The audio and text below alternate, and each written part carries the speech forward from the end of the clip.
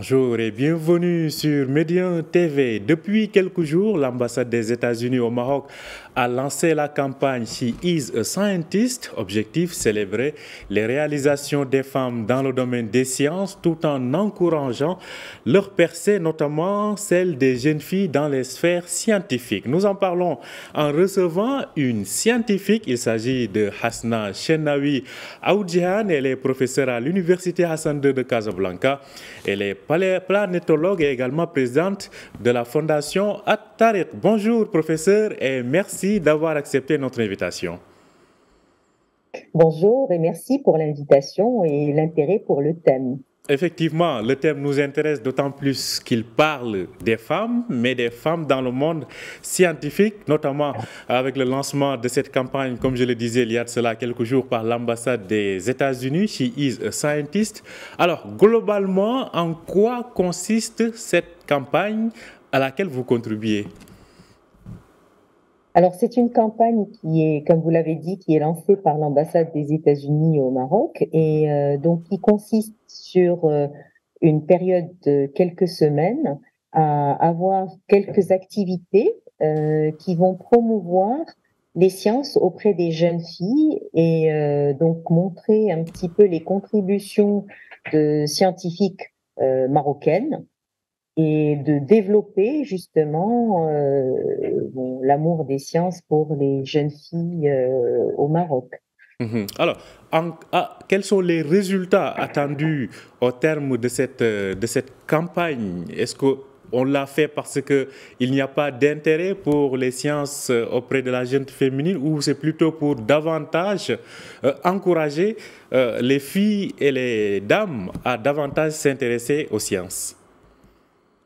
Alors, en fait, cette campagne, elle s'intègre dans une action globale de l'ambassade des États-Unis au Maroc, qui est menée depuis plusieurs années et qui tend vers justement le développement des sciences auprès des jeunes filles. Il y a plusieurs programmes, hein. Il y a Tech Women, Tech Girls, Space Camp, etc. Il y a plusieurs programmes. Et donc, ce programme-là, à mon avis, en fait, il met en valeur et il montre tout ce qui a été fait et ce qui doit être prolongé. Et ces programmes-là, ils visent beaucoup les jeunes filles. Donc, surtout les jeunes filles, les jeunes femmes, et dans tout le royaume. C'est-à-dire que c'est des programmes qui vont un peu partout chercher des jeunes filles qui vont avoir chez lesquelles on va développer l'amour des sciences.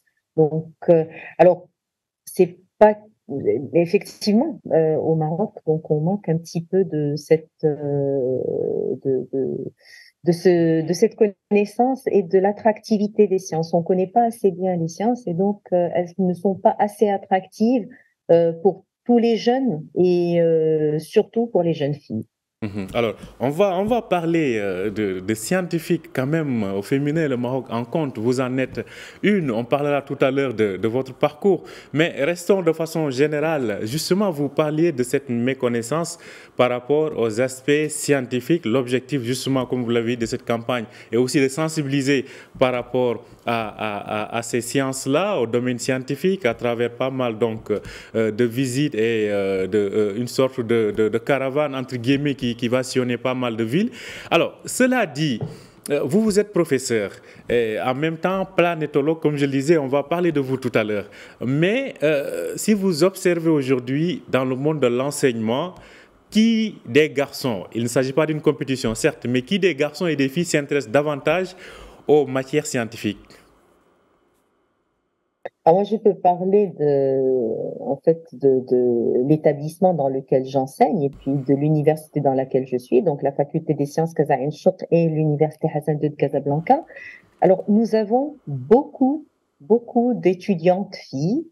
Dans tous les domaines, nous avons beaucoup d'étudiantes filles qui travaillent bien, qui excellent, mais qui malheureusement ne continuent pas leurs études supérieures pour différentes raisons.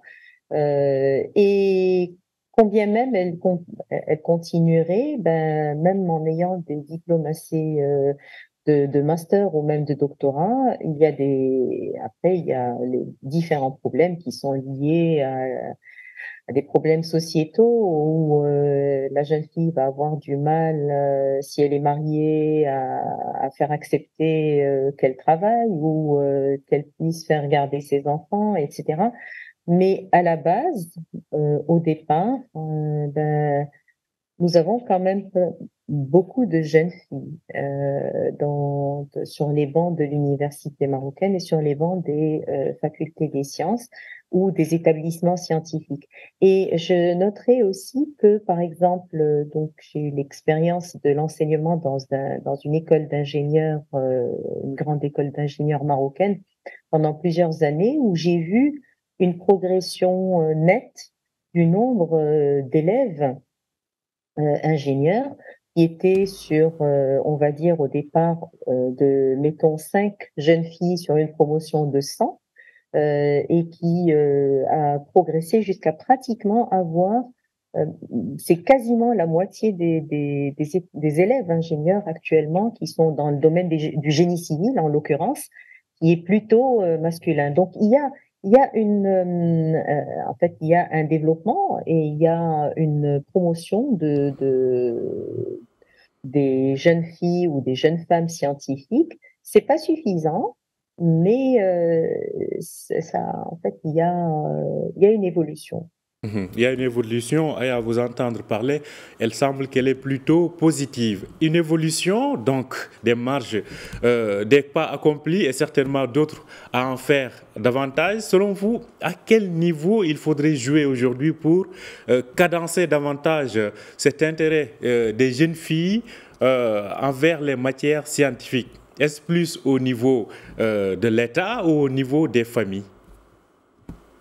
Ah, c'est les deux, c'est les deux. Donc, le travail auprès des familles, c'est un travail justement de cette communication, comme vous êtes en train de le faire aujourd'hui, et qui est excellente, et qui est fait par l'ambassade des États-Unis, qui est fait par des acteurs de la société civile, pour montrer les femmes peuvent avoir, il n'y a pas à s'inquiéter ou avoir d'appréhension par rapport aux sciences et aux carrières scientifiques. Une jeune femme peut être scientifique et en même temps avoir une famille, avoir des enfants, avoir. Donc ce n'est pas antinomique parce que la perception des familles marocaines, alors peut-être pas dans les grandes villes maintenant, mais de façon générale, c'est une perception pour les sciences qui est relativement erronée, où on a l'impression que c'est pas fait pour tout le monde, ou c'est pas fait pour les jeunes filles, etc. Mais donc le travail est à faire par donc les acteurs de la société civile, par les communicateurs. Et puis au niveau étatique, alors l'État ne met pas de frein. Donc quand vous vous présentez auprès d'un établissement supérieur, il y a pas de, on n'oriente pas plus les jeunes filles vers les lettres où il y a, c'est ouvert de la même manière. Mais peut-être plus communiqué, peut-être plus orienté positivement, on va dire, vers les sciences. Mais je tiens encore à dire que de façon générale, auprès des jeunes filles et des jeunes garçons. Donc voilà. Et puis il y a également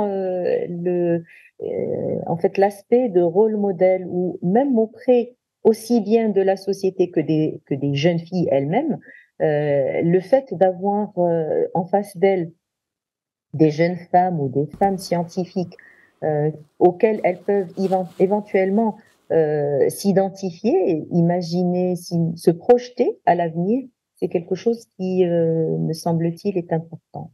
Mhm. Alors, au-delà de cette campagne She's a Scientist lancée par l'ambassade des États-Unis, est-ce que vous voyez d'autres initiatives similaires ou encore d'importance beaucoup plus grande pour encourager davantage les jeunes filles envers les matières scientifiques? Alors, nous avons nous-mêmes au sein de la Fondation At-Tariq plusieurs actions et activités pour promouvoir les sciences de façon générale, mais aussi pour promouvoir les sciences auprès des jeunes filles. Et d'ailleurs, beaucoup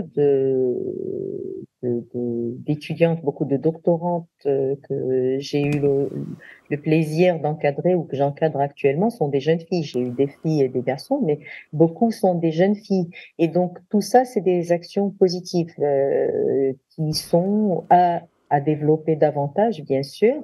Et justement, cette campagne de She is a Scientist, donc elle a l'avantage d'être très visible sur les réseaux sociaux, de toucher toutes les catégories sociales.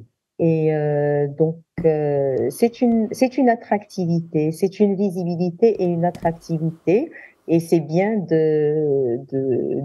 en fait, ce serait bien de généraliser, de développer, de multiplier ce genre d'actions par d'autres entités, qu'elles soient étatiques ou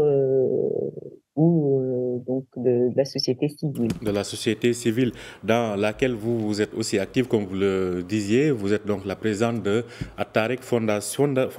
Alors, cela dit, parlons justement de vous. Le Maroc compte de grandes scientifiques.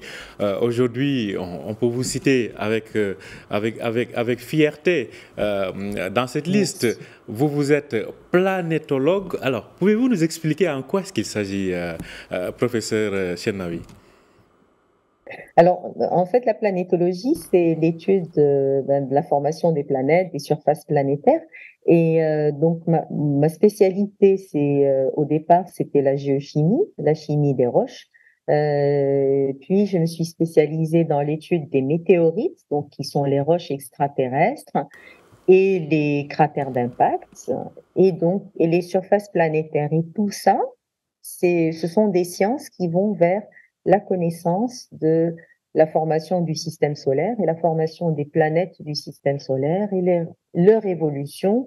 Et voilà donc de façon très brève, en fait, ce qu'est la planétologie. Alors, comment avez-vous eu cette passion-là et surtout, qu'est-ce qui a été décisif en termes d'accompagnement pour vous permettre d'arriver dans ce domaine-là?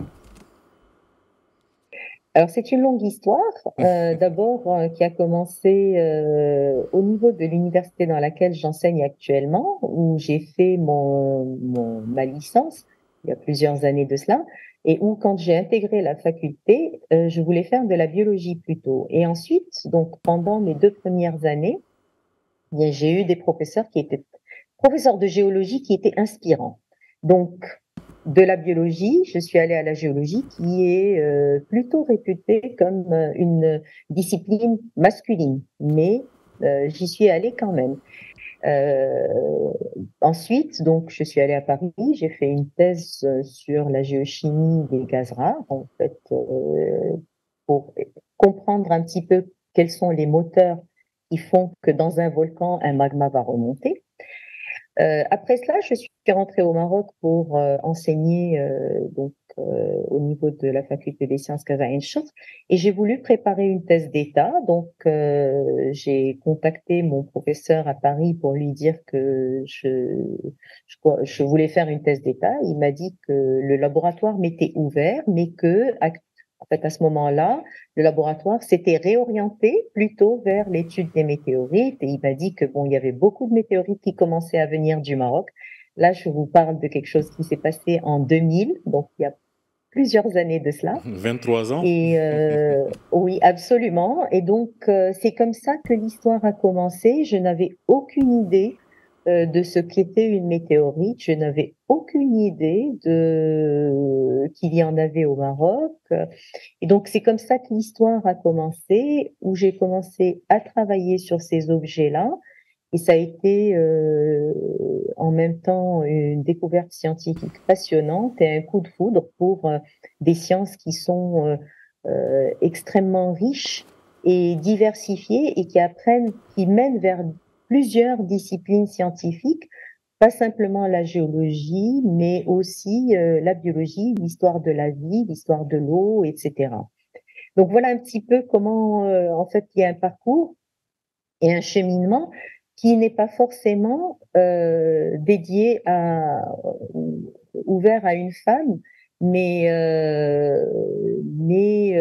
par le concours de différentes personnes et de différentes circonstances. Il y a eu aussi mes parents qui ont été qui m'ont toujours encouragée, qui n'ont jamais été un frein par rapport à ces disciplines que j'ai choisies, qui sont pas forcément féminines. Et puis bon, par la suite, ma famille, mon époux, voilà.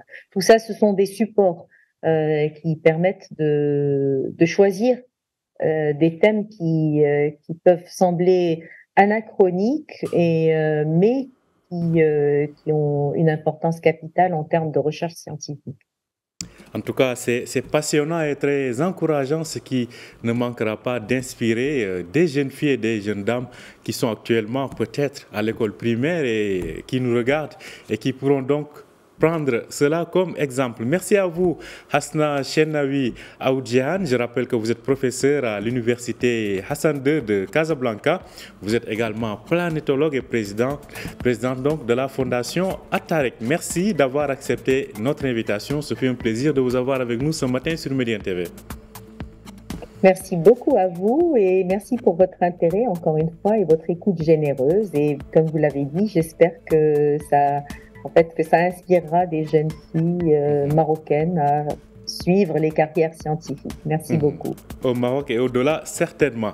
Merci à vous aussi de nous avoir suivis. Je rappelle que vous pouvez retrouver cet entretien sur notre site www.mediennews.com. Bonne journée et bonne suite de programme sur Médien TV.